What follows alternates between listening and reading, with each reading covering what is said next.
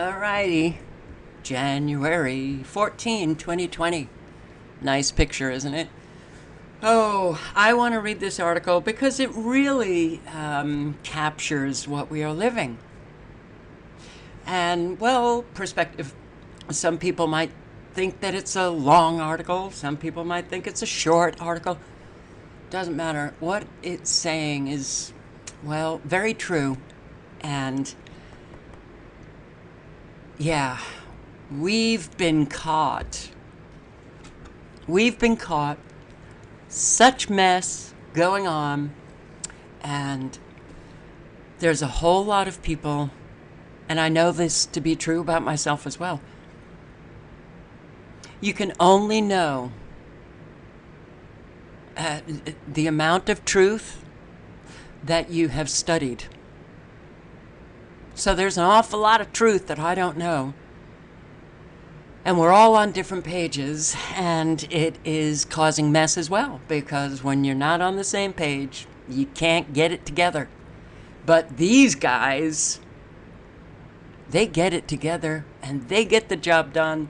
And wow, whatever infighting goes on, it doesn't last. They get the job done because, they have a goal. And everything is about that goal. Yeah. Okay. Here we go. And, it's sarcastically written, but I think it's very important that everybody really take a step back and look objectively at everything that's happening. I'm still getting comments from people, oh, the Trump supporters. I mean, well, truth is limited by how much truth you seek. 2020, off to an exciting start.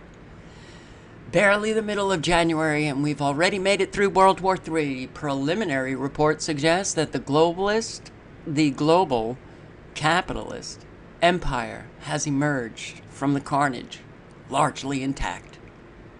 Started in the Middle East, of course, when Donald Trump, a Russian asset, ordered the murder of Iranian General Qasem Soleimani outside the Baghdad airport, presumably after clearing it with Putin, which, given Iran and Russia's relationship, doesn't really make much sense. But whatever.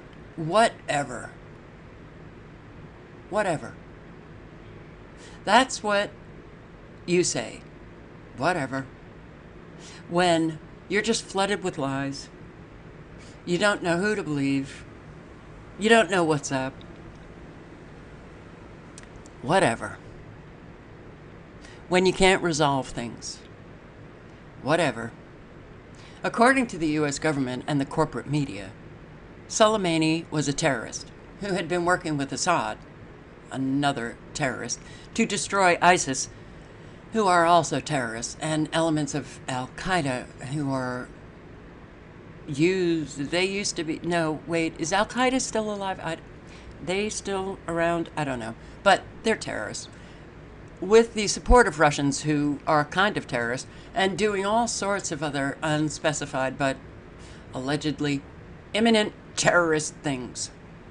Apparently, Soleimani had flown to Baghdad on a secret commercial terrorist flight and was on his way to some kind of covert terrorist diplomatic meeting to respond to a de-escalation proposal from Saudi Arabia, who are definitely not terrorists, no, not Saudi Arabia, when the U.S. military preventively murdered him with that Reaper drone.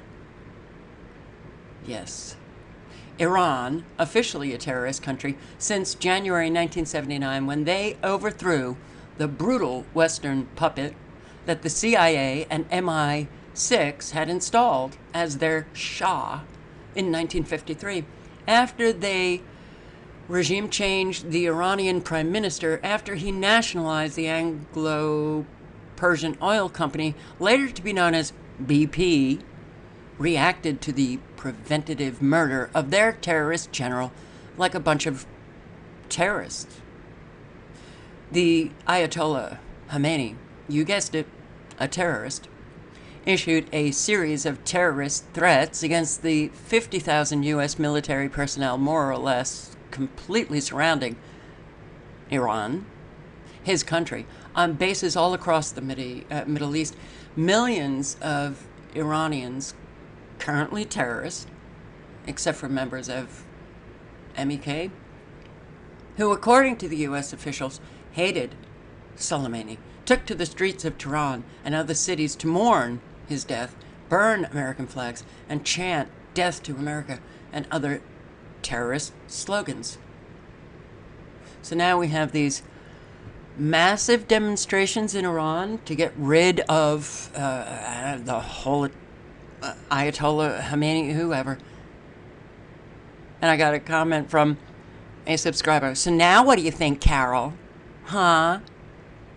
You still think that we did the wrong thing? Yeah, I really think that we did the wrong thing. I think that we've been doing the wrong thing for a really long time. Those demonstrations. Yeah, in now this world of the internet, the cyber world, and knowing what mainstream media, what governments, CIA, MI6, all of the propaganda, who the hell knows what's going on in Iran unless you're in Iran and you can tell us. It's, well, excuse my French, a clusterfuck. The Empire went to DEFCON 1. The 82nd Airborne was activated. The State Department advised Americans vacationing in Iraq to get the hell out of there fast. And World War III started trending on Twitter. Freedom-loving countries throughout the region stood by to be annihilated.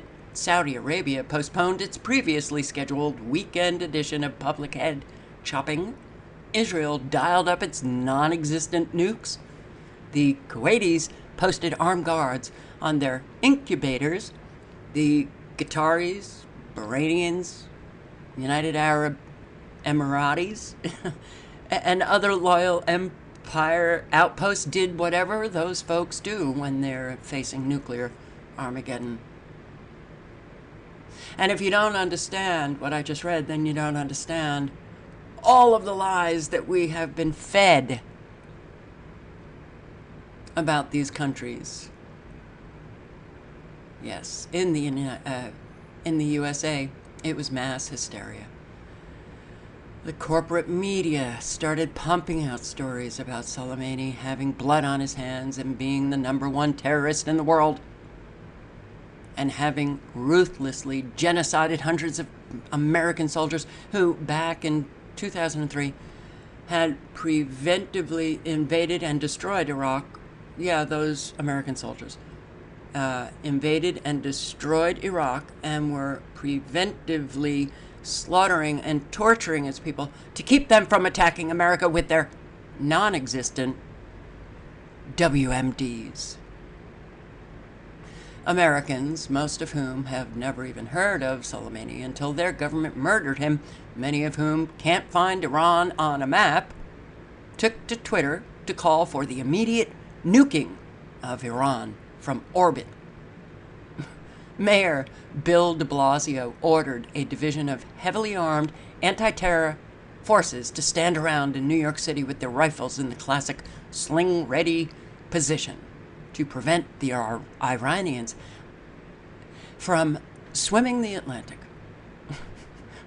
along with their communist killer dolphins, crawling up onto East Hampton Beach, taking the Long Island Railroad into town, and committing some devastating terrorist atrocity that would be commemorated throughout eternity on key rings, t-shirts, jumbo coffee mugs.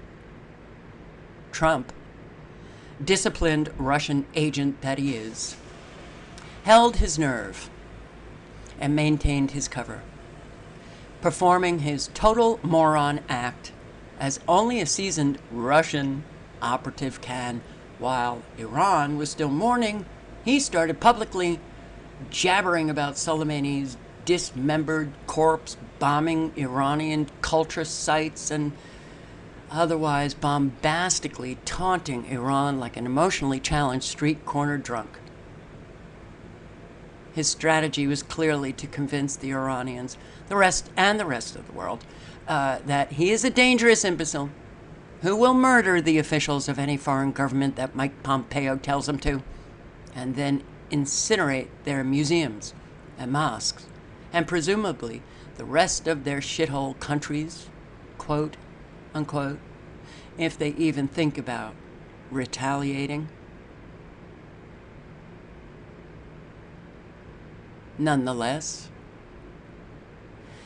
retaliate the Iranians did in a sadistic display of cold-hearted terrorism. They launched a firestorm of ballistic terror missiles at 2 U.S. military bases in Iraq, killing no one and injuring no one, but damaging the hell out of some empty buildings and a helicopter and a couple of tents. First, though, in order to maximize their terror, they called the Swiss embassy in Tehran and asked them to warn the U.S. military that they would be launching missiles at their bases shortly. Iranians' devastating counterstrike and the mass non-casualties resulting therefrom. Anyone with an internet connection or access to a television descended into their anti-terror bunkers and held their breath in anticipation of the nuclear hell Trump was sure to unleash. I confess, even I tuned into his speech, which was one of the most disturbing public spectacles I have ever witnessed. Trump burst through the doors of the White House grand foyer, dramatically backlit, freshly tanned, scowling like a world wrestler, Federation wrestler, is that WWF? I don't know. But wrestlers, okay. And announced that as long as he is president, Iran will never be allowed to have nuclear weapons. As if any of the events of the preceding week had anything to do with nuclear weapons, which the Iranians don't need and don't want, except in some neoconservative fantasy wherein Iran intends to commit national suicide by nuking Israel off the face of the earth. His entire address, Trump's, which he delivered in a breathless, robotic staccato, possibly because Putin or Pompeo was dictating it word from word in his earpiece. It was clear from the start that all-out, toe-to-toe nuclear combat with the axis of resistance, or the axis of terror, or the axis of evil, or the axis of whatever. Throw out the lies, who cares? Well, it had been averted. All mass hysteria aside, despite whatever atrocities are still to come, World War III is not going to happen. It's not going to happen because World War III already happened. And the globalist, the capitalist empire won. Take a look at these NATO maps. Let's take a look. We're all over fighting those terrorists. We are fighting those terrorists, and you can click on whatever. Let's see. And then you can learn about our missions. Yes, the Empire's missions to fight terrorism. You know, we're living something so bizarre. And yeah, it's easier to just believe the lies and live the fiction. But when you don't have that capability, to delude yourself and ignore truth, and, well, as everything becomes more and more obvious, it just becomes more and more surreal. This thing we call life. That really, well, is just life itself is not a joke, but it's been manifested as a joke because of the two-legged walking on this earth who live life. And most don't regard the truth as really important. They make a mockery of it. They make it meaningless. They make it a joke. Well, hey, what else do we have? We have, take a look at the Smithsonian map. Yes, let's do that. Okay. What is this? Whoa! America at war. Yeah. Do you think that most Americans know that we're all over these continents fighting against those terrorists? Yeah, we are. Let's see, 40% of the world's nations. Where in the world the U.S. military is combating terrorism? 40% of the world's nations. Oh, we're so lucky because we're being kept safe? Really? We found that contrary to what most Americans believe, the war on terror is not winding down. It has spread to more than 40% of the world's countries. Oh, these numbers. Way, way, way too low. Let's check out this site. Cost of war. Cost of war. U.S. spending in Afghanistan since 2001 totals $2 trillion. Trump has upped the budget for the military-industrial complex quite a bit. But he was going to get us out of all of those unnecessary wars. He said what a whole lot of Americans wanted to hear, just like Obama. Yeah. And then he goes about and does the exact opposite. Over 801,000 have died directly or indirectly due to war violence. Over 335,000 civilians have been killed. 21 million, the number of war refugees and displaced persons. Oh, but wait a second. Those are the refugees that are coming into Western nations, and they're fleeing the violence in their country. Who's bringing about the violence? But when you say that, it just, the eyes of the American glaze over. Oh. No, it can't be us. It can't be us. Wave that flag. And federal price tag for the post 9/11 wars, 6.4 trillion. I think that number is low. And of course the wars come with violations of human rights and civil liberties in the U.S. and abroad and everywhere. Oh my God, the war on terror. We've got to strip you of your rights. We have to abuse you. We have to terrorize you. We've got to traumatize you. And we've got to take away all of your rights. We have to take away your freedom to protect our freedom.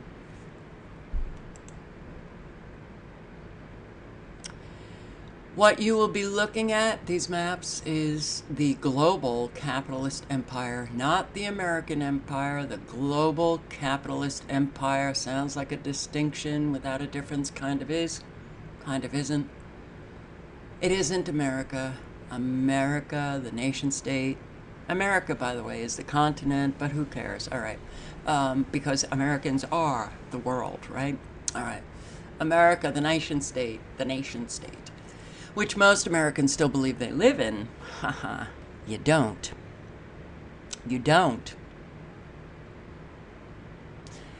That is militarily occupying much of the planet, making a mockery of international law, bombing and invading other countries, and assassinating heads of state and military officers with complete impunity. Or rather, sure, it is America, but America is not America. America is a simulation. Yes, simulation. It's a fictitious thing, concept, that a whole lot of people still, they live it as if it's real, when it's not. It's gone. America is a simulation. Mask the global capitalist empire. It is the mask that the empire wears to conceal the fact that there is no America, that there is only the global capitalist empire. The whole idea of the World War III, of powerful nation states conquering other powerful nation states, is pure nostalgia. It's gone.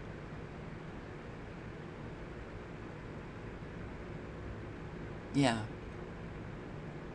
Soon people will realize that when, they announced the United Nations needs to be that one world government because, there's way too many wars and there's way too many people who are suffering, and the United Nations, that kumbaya organization, it's going to step in.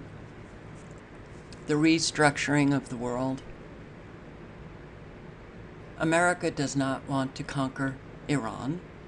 The empire wants to restructure Iran and then absorb Iran into the empire. It doesn't give a rat's ass about democracy or whether Iranian women are allowed to wear miniskirts or any other human rights. If it did, it would be restructuring Saudi Arabia and applying maximum pressure to Israel. The notion that America has been making a series of unfortunate strategic mistakes in the Middle East is a convenient illusion. Granted, its foreign policy makes no sense from the perspective of nation state, but it makes perfect sense from the perspective of the empire. While America, quote unquote, appears to be mindlessly thrashing around like a bull in a china shop, the empire knows exactly what it's doing. It has known what exactly it's doing for decades and decades. It's destroying this country. It's destroying the world. It's opening up formerly inaccessible markets, eliminating internal resistance, aggressively restructuring any and all territories that are not playing ball with global capitalism. It's gratifying to wave that flag or burn it, depending on your political persuasion, whenever things flare up militarily. But at some point, we Americans, Brits, Western Europeans, et al., are going to need to face the fact that we are living in a global empire which is actively pursuing its global interests and not in sovereign nation states pursuing the interests of nation states. The fact that the nation state is defunct is why we've been experiencing a resurgence of nationalism. It isn't a return to the 1930s. It is the death throes of a nation state. Nationalism, national sovereignty, the supernova of a dying star. World War III is over. It's a global capitalist world. Here, from the movie The Network, you are an old man who thinks in terms of nations and peoples. This was back in the 70s. This movie came out, Network. And if you've not seen it, you need to. You are an old man who thinks in terms of nations and peoples. There are no nations. There are no peoples. There are no Russians. There are no Arabs. There are no third worlds. There is no West. There is only one holistic system of systems, one vast and immane, interwoven, interacting, multivariate, multinational dominion of dollars, petrodollars, electrodollars, multi-dollars, Reichsmarks, rins, rubles, pounds, and shekels. It is the international system of currency which determines the totality of life on this planet. That is the natural order of things today. Nobody, I don't think anybody could dispute what I just read. Money. Everything is money. How did that come to be? Because so many, quote unquote, ordinary people have been, well, socially engineered, manipulated into just valuing money. You don't have money? Die. Because you're worthless. You have money? Hey, look at me, I'm a success. The principles, those real values that make life meaningful, worth living. Spoken words, not manifested in how the individual in the aggregate actually lives their life. That system of systems, that multivariate, multinational dominion of dollars has us all by the short hairs, folks. And it won't be satisfied until the world is transformed into one big, valueless, neo-feudal, privatized market. So maybe we should forget about World War III and start focusing on World War IV. You know the war I'm talking about, don't you? Yes, you do. In fact, when we look at what's happening in Virginia, is it Virginia or West Virginia? With the gun confiscation legislation. Well, I think a lot of you know about that. I'll be posting on it if you don't know about it, but I don't think most Americans, can't speak for others, but based on what I've heard from subscribers who live in different countries, they face the same. You know, their fellow citizens, the walking dead, who care about nothing, the zombies. We've been taken over. And it is a whole system. And we're being played still. So, we all knew that we were being played during the Obama years. Then Trump comes along. Oh, he's on another team. And then you see so many quote-unquote awake people jump on the wagon. Yay, our team won. And they believe the horse shit now? Yeah.